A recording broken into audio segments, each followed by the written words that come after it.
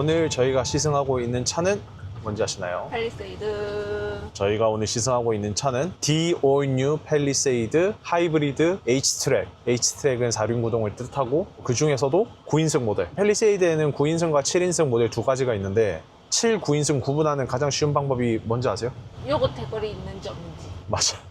사실 가운데 시트가 있는지 없는지를 보면 되는데 그거보다 더 정확한 거는 2열에 시트가 몇 개 있는지를 보면 바로 알 수 있죠. 2열에 시트가 3개다. 벤치처럼 생겼다고 해서 벤치 타입 시트라고 부르거든요. 9인승 모델이 되겠습니다. 2열에 시트가 2개다. 그러면 2 더하기 2 더하기 3 해서 7인승. 국내에는 7인승과 9인승 모델 이렇게 두 가지만 나오고 있고요. 지금 저희가 시승하고 있는 이 팰리세이드 하이브리드 4륜구동은 저에게는 개인적으로 각별한 차인데, 왜냐면 저는 7인승으로 풀옵션으로 팰리세이드 하이브리드를 사전 계약했습니다. 이게 하이브리드는 차량이 나와서 뭐 너무 괜찮다, 시승해보고 너무 괜찮아서 구매해야지 하면 6개월은 기본이고 뭐 1년 이상 출고 대기가 걸리는 경우가 허다했거든요.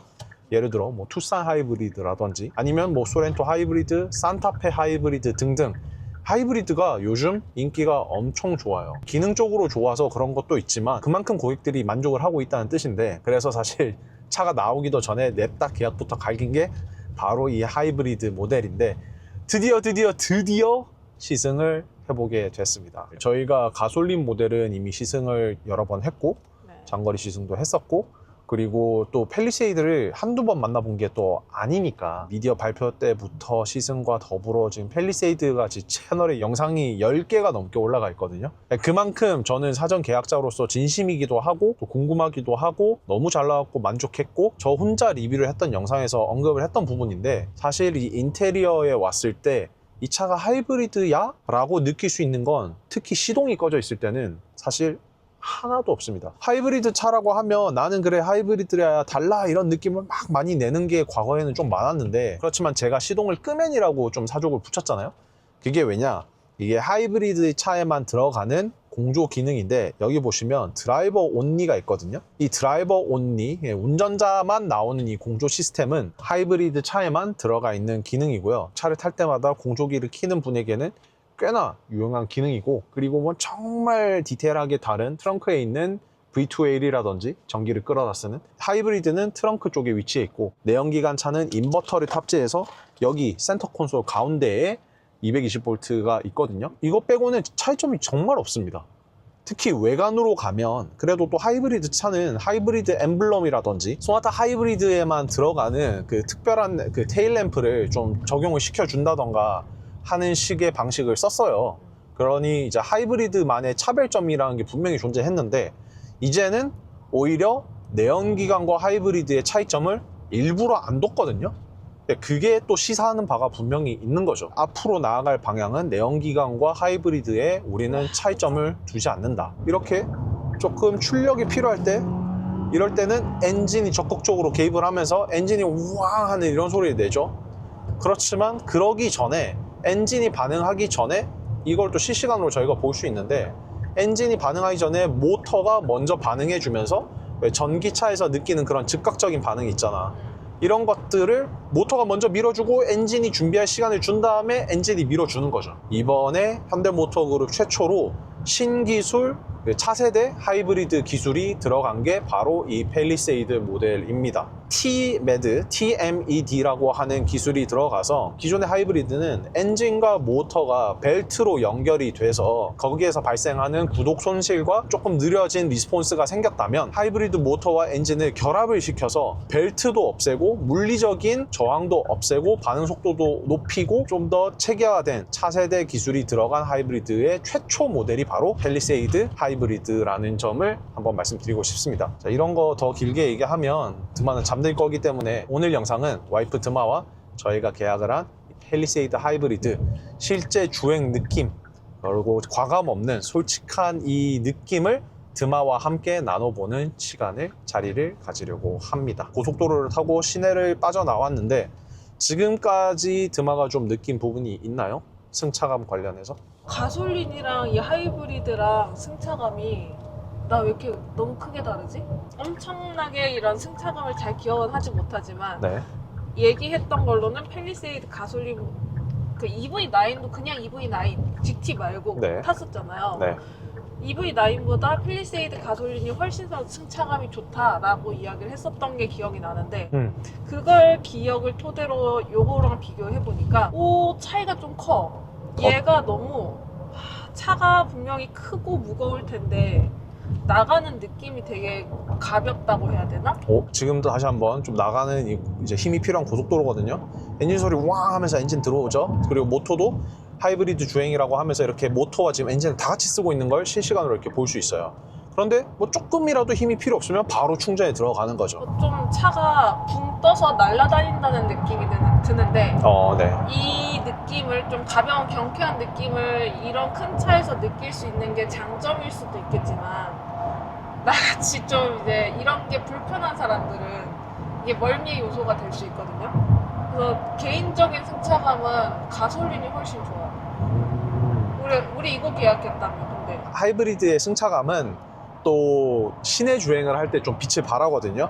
이 하이브리드 모터가 피칭이라고 하는 이 올라갔다 내려갔다 하는 그 움직임을 더 제어를 적극적으로 해주고 그런 부분이 있기 때문에 지금 정말 좀 짧게 타기는 했지만 시내에서 들어가서 조금 더 느끼고 그때도 한번 드마가 어떻게 느끼는지 공유해주면 감사하겠습니다. 가솔린은 정확한 느낌이 기억이 나진 않지만 요거는 뭐랄까 그냥 이렇게 가고 서고 이런 느낌보다는 옹 이렇게 뭔가 여기서 불안한 느낌이 좀 있달까? 펠리세이드 가솔린 같은 경우에도 네. 지금 최초로 프리뷰 전자 서스펜션, 프리뷰 ACS 기능이 들어가서 그게 원래 제네시스에만 들어가던 기술인데 최초로 펠리세이드에 들어갔거든요. 인천에서 시승을 했을 때 험로도 잠깐이지만 들어가 보고 고속도로 주행과 시내 주행을 더불어서 했는데 그거 되게 좋았거든. 그때 그 승차감이 진짜 감동이긴 했어요.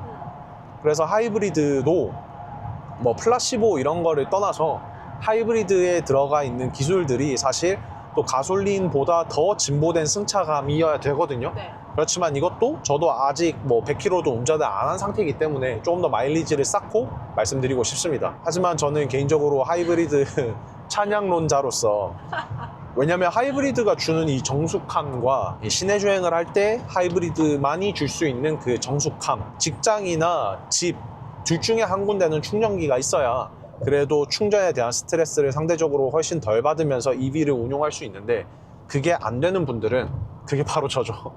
왜냐면 사실 그랬으면 저는 진작에 지금 뭐 아이오닉 5던 EV6던 전기차를 타고 있을 거예요. 이 하이브리드라는 차의 단어의 뜻답게 내연기관과 전기차 그 사이에 딱 있는 하이브리드가 이 양쪽에 가장 좋은 것들을 다 모아놓은 집약체라고 저는 항상 얘기를 하거든요. 이번 펠리세이드 하이브리드에서는 EV의 기능을 하나 더 가져왔어요. 실내 V2L이라든지 EV 스테이 모드라고 해서 배터리만으로 이 공조 시스템을 돌릴 수가 있습니다. 진짜 전기차처럼 긴 시간 동안 돌릴 수 있는 건 아니지만 이것도 제가 테스트를 해서 얼마나 나온지를 확인해 보겠습니다. 나는 펠리세이드가 진짜 그때 시승했던 기억으로는 이거 진짜 괜찮다라는 생각이 분명히 있었거든? 좋아했지. 근데 얘는 이렇게 톤톤톤톤 위에 밑에서 이렇게 톤톤톤톤톤톤 이렇게 튀기는 느낌이 뭐가 있어. 자, 그렇다면 이럴 때는 빠르게 공기압을 체크해 봐야 됩니다. 타이어 공기압을. 타이어 공기압이 매우 높네요, 지금. 아하. 39로 다 세팅이 돼 있어서 네.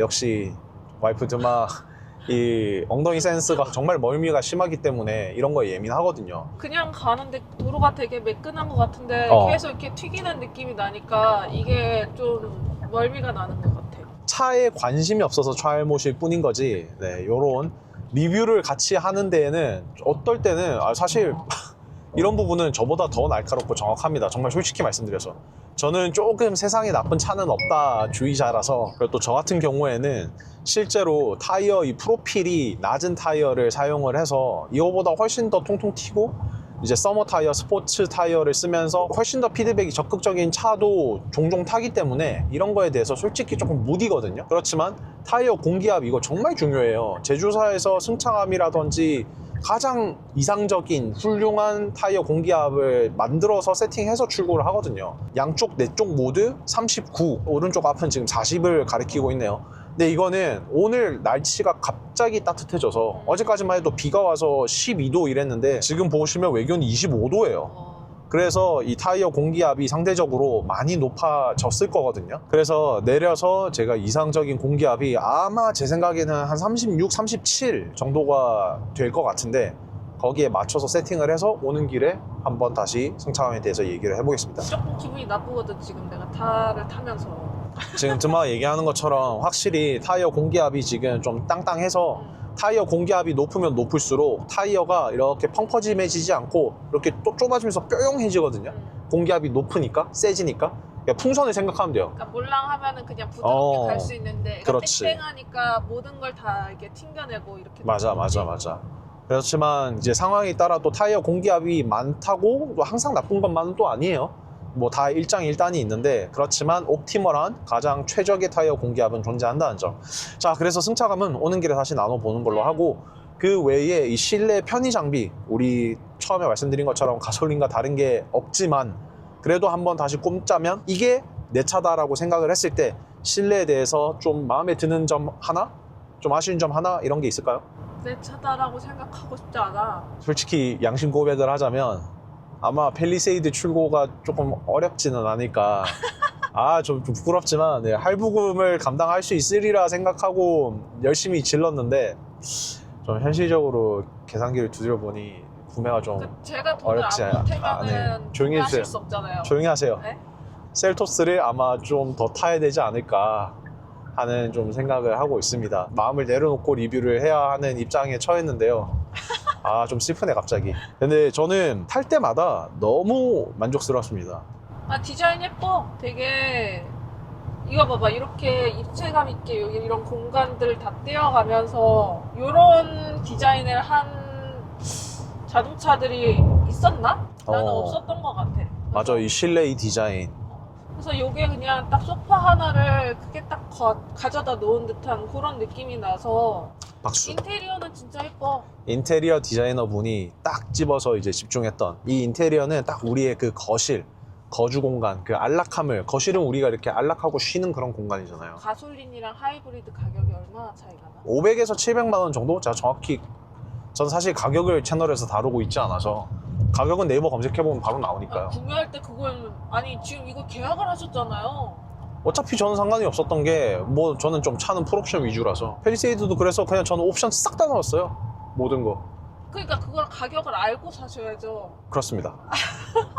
지나친 지름은 가정의 불화를 불러일으킬 수 있다는 점. 네, 뭐 그래서 이 실내는 이런 따뜻한 인테리어 거실 느낌을 또 주고 그리고 이 인테리어 컬러는 또 처음인 것 같은데 이게 또 더 그런 안락한 편안한 카라멜 컬러가 딱 들어가서 실내 컬러도 사실 제 개인 취향은 아닌데 왜냐면 저희는 실내 색상을 뭘로 했죠? 원래 밝은 거. 네, 라이트 그레이, 네이비 투톤으로 했죠. 밝아서 관리하기가 힘들지만 그거보다 저는 항상 그냥 이쁜 게 최고다 위주여가지고 나 이거 오늘 근데 실내 컬러랑 얘랑 좀 잘 맞는 것 같아. 나 맞춘 거 아닌데. 그러게 뭔지도 모르고 탔잖아요. 네. 어떤 차인지도. 연비가 모든 게 아니라고 제가 늘 말씀드리기는 하지만 또 하이브리드는 당연히 연비를 빼놓고 얘기할 수는 없어요. 저희가 1시간 20분 동안 30km를 주행을 했는데 말씀드리는 순간 12.0km/L로 올라갔습니다. 이 수치가 어떤 수치인지 드마는 잘 모르시죠?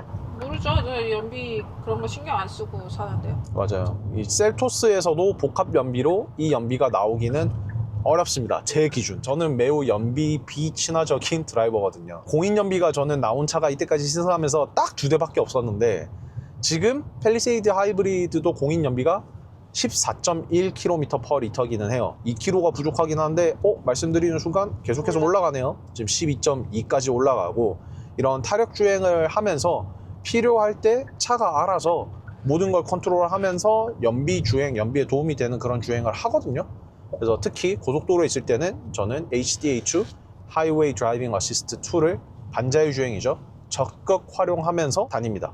그러면 진짜 뭐 제가 생각도 못했던 연비가 나와 있는 경우가 부지기수였기 때문에 장거리 시승을 하는 동안 14.1km는 꼭 달성을 하기를 기원하는 바입니다만 잘 모르겠습니다. 말씀드린 것처럼 전 이때까지 2대밖에 그게 나왔던 차는 2대밖에 없었기 때문에 이거는 또 저희가 시승이 끝나면서 얼마나 나왔는지 또 간략히 말씀을 드려보겠습니다. 이 팰리세이드의 크기는 어떻게 좀 적응이 되시나요? 실내, 실외 모두? 분명히 팰리세이드 되게 크고 넓거든? 9인승이랑 7인승이랑 차이가 컸던 것 같긴 해. 시트가 되게 넓고 여유가 있는데 요게 차지하는 요 중간에 있는 이 센터 콘솔 겸 이 시트 얘가 차지하는 요게 뭔가 좀 아쉬워. 없었으면 좋겠다. 아니면 더 넓었으면 좋겠다. 얘가 없었으면 좋겠어. 그러니까 7인승을 사야 되는 거지. 좀 디테일한 부분이긴 한데 7인승과 9인승의 이 시트 크기도 조금 다릅니다. 뭔가 여기가 너무 딱 붙어 있는 느낌? 그러니까 분명히 여유 공간이 되게 크고 셀토스보다 훨씬 넓은데도 불구하고 이 시트가 좁아. 7인승과 비교했을 때 물리적으로 시트가 좁은 건 또 사실이고요. 또 드마가 그런 포인트를 잘 집어줬는데 9인승 시트를 넣어야 하다 보니 여기에 사람을 주로 앉히라고 디자인이 된 거는 누가 봐도 아니에요. 그렇지만 사람이 또 앉을 수 있기는 해야 하고 드마가 7인승 가솔린을 탔을 때 느꼈던 그 안락함과 그게 더 좋았다라고 얘기하는 게 제 생각에는 그 시트의 차이도 분명히 있을 겁니다. 그 대칭감이라는 게 있잖아. 근데 물론 이 자동차 자체의 대칭은 완벽하게 대칭을 이루지만 내가 이 시트에 앉아 있는데 이 옆쪽 창가 쪽의 공간은 되게 여유롭게 붕 떠 있는 느낌이 나는데 그러면 여기에도 마찬가지로 조금 여유 공간이 훨씬 더 있었으면 싶은 느낌인데 아예 없는 거지. 여기는 딱 붙어 있는 거지. 그래서 이런 포인트들이 이 미묘하게 거슬리는 거예요. 9인승을 사시는 분은 그치, 그런 이런- 세제 혜택이라든지 뭐 다른 여러 가지 부가세 환급 이런 게 가능하고 또 가장 큰 장점 뭐였죠? 버스 전용차. 오, 기억하시네요. 맞아요. 가장 큰 장점은 버스 전용 차로를 6명 이상 탑승했을 때 주행이 가능하다. 지금까지는 스타리아를 제외하고 버스 전용 차로에서 달릴 수 있는 차는 카니발밖에 없었어요. 그런데 팰리세이드가 나오면서 국내에서 최초로 9인승 차량으로 6명 이상이 탑승했을 때 버스 전용 차로를 달릴 수 있다는 점. 그래서 나는 카니발이 싫어. 왜냐면 카니발은 또 엄밀히 다른 형태잖아요. 미니밴이고 팰리세이드는 당연히 SUV고 개인 취향이라든지 아니면 또 그런 니즈, 목적에 따라서 카니발을 구매하지 못했던 분들에게 좋은 대안처고 진짜 너무나 감사한 차가 또 될 수 있다. 풀옵션 하이브리드 이런 것까지 올라갔을 때 가격이 많이 비싸지는 건 사실이나 9인승에 적당한 옵션으로 출고를 하면 세제 혜택까지 받았을 때 4천만 원 후반대에 구매가 가능하거든요. 이런 대형 차가. 그러니 정말 그런 데서는 메리트가 있는 거죠. 하지만 그런 9인승 차량을 만들기 위해서 어쩔 수 없이 생긴 여기 가운데 아쉬운 부분은 분명히 있다. 그리고 이것도 뭐 없는 걸 있는 걸 없다고 하지 않고 저도 솔직하게 말씀드리겠습니다. 시트가 이 차급 대비 이 시트가 좀 더 작고 상대적으로 덜 안락한 느낌이 든다는 건 분명히 존재해요. 7인승 대비. 이게 무슨 타 차종과 비교해서가 아니라 딱 다른 7인승 팰리세이드와 비교했을 때 이런 착자감이나 이 시트가 주는 안락함이 다소 좀 차이가 있습니다. 그럼 이제 다인승이 필요한 사람이 아니고서는 그럼 그냥 7인승이 낫다. 굳이. 방금 열거한 이유들로 꼭 구매하셔야 되는 분들이 아니라면 대체적으로 또 7인승을 많이 구매를 하고 계시죠. 한 가지 아쉬운 건 이 앞에 가운데 시트는 필요 없어. 9인승이 아니어도 돼.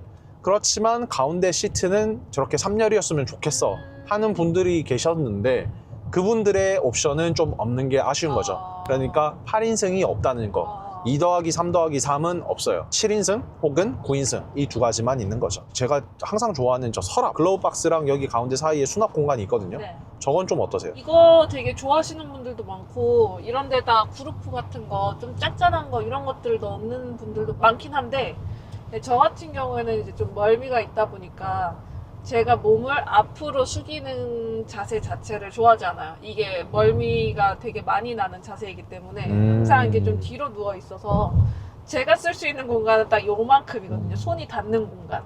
그래서 핸드폰도 항상 이 센터 콘솔 아니면 요 서랍이 아닌데 이게 손잡이 부분, 홈파인 딱 여기다 넣다 보니까 저런 공간을 저는 안 쓰게 되는 편이에요.